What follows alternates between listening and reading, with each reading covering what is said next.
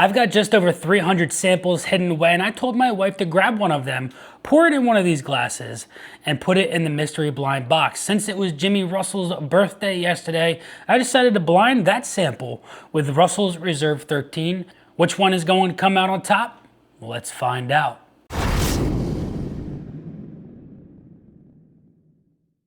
What is going on, everybody? Nathan here with the Everyday Drinker. Today has a brand new video. We have the mystery blind box back on the bar, and I can't wait to get into this one. It's going to be a fun blind. We've got whatever my wife grabbed as my sample poured in the SLB glass right here, and I grabbed the Russell's Reserve 13 strictly because it was Jimmy Russell's birthday yesterday, and I have to have a pour for the great old man he is, and see if this bottle right here can come up and compare and compete with whatever sample this may be. If you guys enjoy this video, make sure you guys drop that like, smash that subscribe button, leave a comment down below on which one you think would win. Obviously, you know what they are.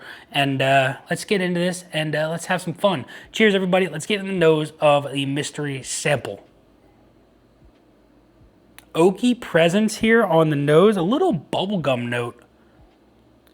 Okay, I like this nose a lot. It's got some proof to it. That bubblegum note is really interesting. It's sweet. It's got that like powdery, sugary note, almost like a double bubble or like a hubba bubba gum. Some grapey notes. A little, wow, the proof does come through on this like you wouldn't believe though.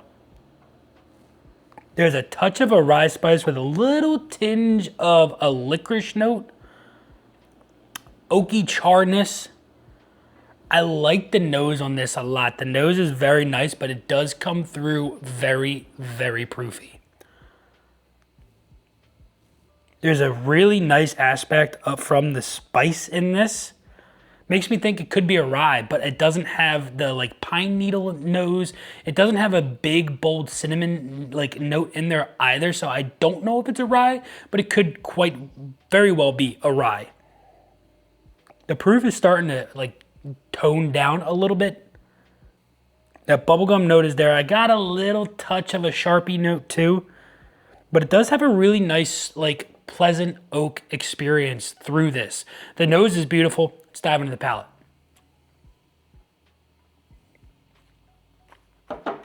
That's interesting. That's really interesting. It is powerful on the tongue, like proof-wise, but it doesn't have an oiliness. It doesn't have a viscosity to it. It doesn't have a really long finish. It just sits there, burns your tongue, makes it salivate a lot, and it goes down really, really easy, but your tongue just burns from whatever this is. It's not bold at all. The nose is really, really nice, but the profile of this sample here doesn't give me anything that says, wow, I'm a great pour.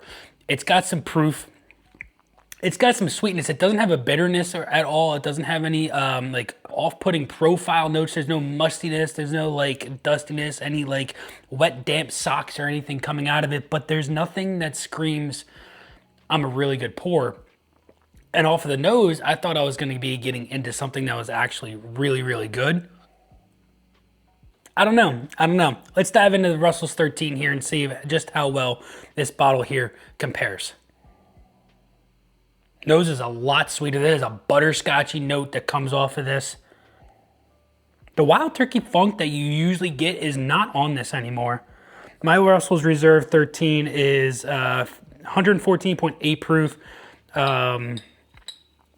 It's got the batch number, where is it at? I'm trying to find it for you guys because I know a lot of you guys like these things.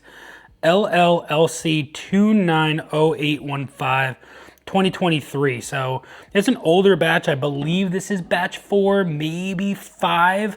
I do know that I really enjoy this bottle. And the nose is incredible. It's nice and light. It's sweet. It's got that proof punch to it. Off of the nose, I do think I like the Russell's Reserve 13 a little bit more.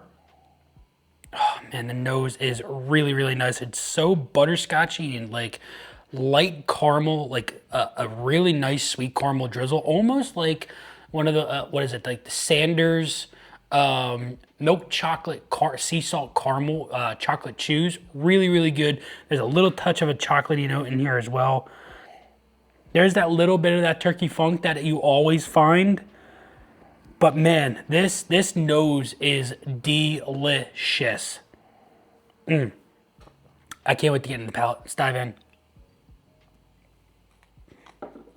Sweet maraschino notes, a little touch of a bitter oak, but the bitter oak kind of just like fades off immediately. That the bitterness is there, it lets you know it's there, but then that just dissipates immediately and you get that really nice sweetness. You get that wild turkey funkiness. There's a little bit of like a rustic hay bale vibe goes on this, and then that goes away.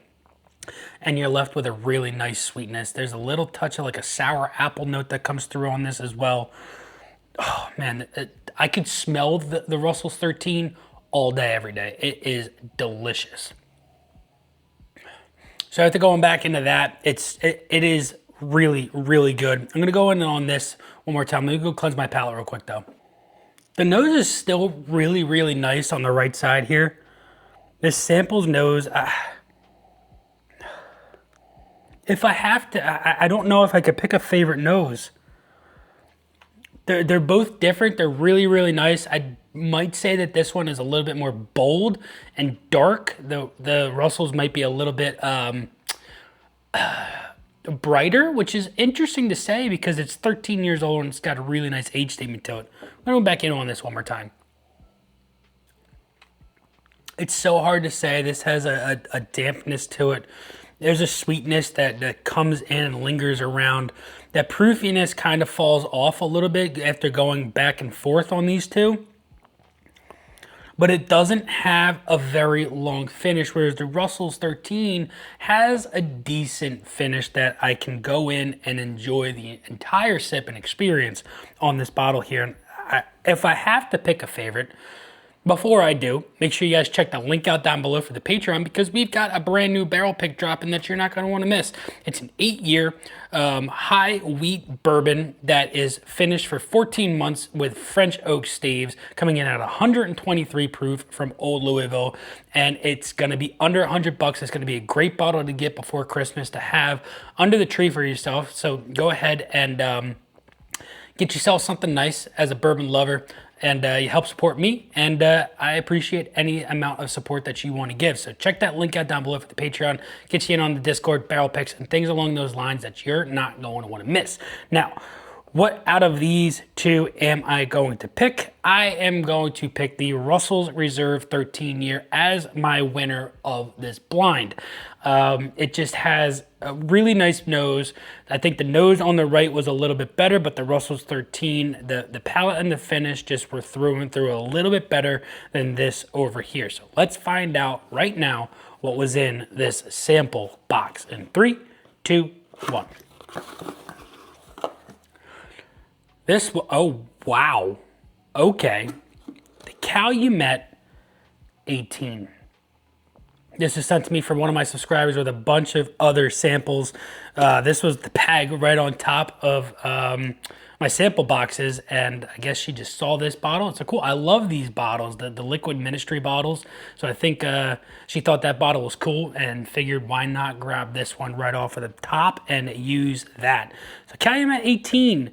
I heard a lot of great things about this bottle this year. It was a little bit on the expensive side. I did not pick it up, and this was the first time I tried it. And yeah, I'm very pleased I did not buy this bottle because I don't think it would have been worth it.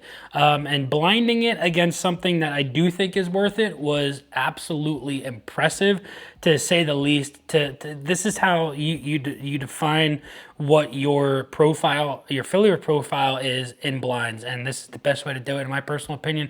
So if you have those samples, blind them with some of your favorite bottles and see which one comes out on top, and see if your your taste buds align with what that sample is. And if you want to buy it, go out and buy it. If you don't, then you don't have to. You didn't spend the money on it. You just got a sample. Make sure you guys check that link out down below for the Patreon. Make sure you drop that like and smash that subscribe button. We're on the road to 15,000 subscribers. Got a month to do it before the end of the year. I'd love to do it, but that's only up to you guys. Until next time, this has been Nathan with the Everyday Drinker. Cheers.